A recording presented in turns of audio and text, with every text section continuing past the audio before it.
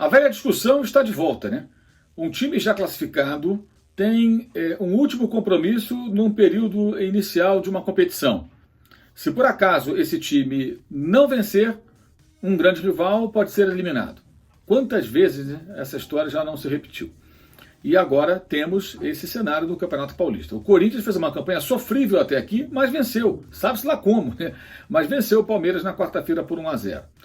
E o Guarani foi derrotado pelo Botafogo na quinta-feira. Com isso, na última rodada da fase de classificação do Campeonato Paulista, temos o seguinte cenário. O Corinthians tem que vencer o Oeste. Esse jogo acontecerá em Barueri. Mas isso não basta para que o time alvinegro se classifique. Ele precisa de um resultado do São Paulo contra o Guarani. Esse jogo acontecerá na Vila Belmiro, no estádio do Santos. Se porventura o Corinthians vencer o jogo e o São Paulo também vencer, classificado o Corinthians.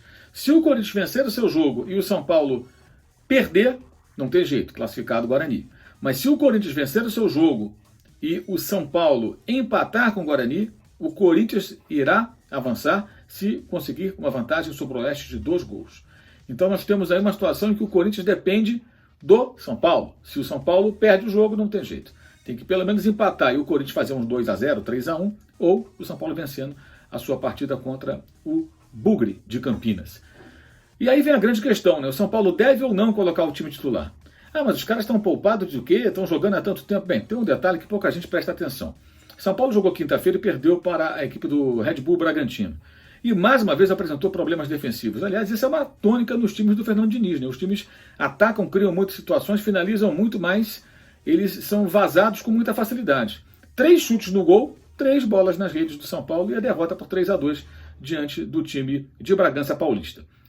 Se porventura colocar os titulares no domingo, Fernando Diniz terá, observe bem, um sábado de preparação para o jogo, então um treino mais leve, um treino pronto e tal, para jogar no domingo. O domingo é o dia do jogo, você só joga.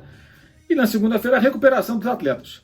Na quarta, o São Paulo deverá estar em campo já pela fase de mata-mata do Campeonato Paulista.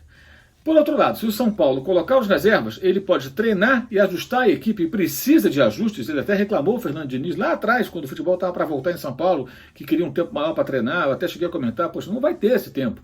É uma crise mundial. Ninguém vai ter o tempo ideal para trabalhar no futebol. Vai ter que se virar do jeito que dá, todo mundo. Já está sendo assim, inclusive na Europa. Bem, se porventura ele colocar o time reserva para jogar em Santos contra o Guarani no domingo, ele pode treinar no sábado com os titulares, treinar no domingo pela manhã e depois seguir para Santos para dirigir a equipe à beira do campo e treinar na segunda-feira.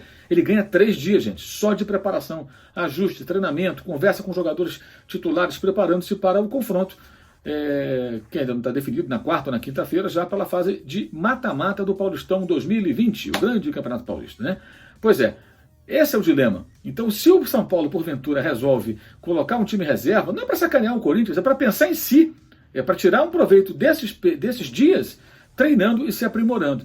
Eu fiz uma enquete no meu Twitter, claro, é sempre bom lembrar, uma enquete no Twitter não tem nenhuma base científica, mas o resultado é interessante. Mais de 2/3 daqueles que participaram, e foram mais de 11 mil votos em poucas horas, acham que São Paulo deve colocar o time reserva. Claro que muita gente aí está a fim de ver o Corinthians eliminado, mas existe esse outro aspecto que tem que ser considerado também.